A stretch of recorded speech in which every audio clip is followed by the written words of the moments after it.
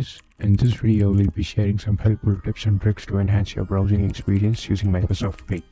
We'll be covering some various segments like text generation and image generation from prompts, and widget features like draw files, and access to some unrolled features of Bing, many of which are quite familiar with Bing and its usage. To get most out of this video, you can find timestamps in the video's description to jump to any part of the video. Stay tuned and continue watching.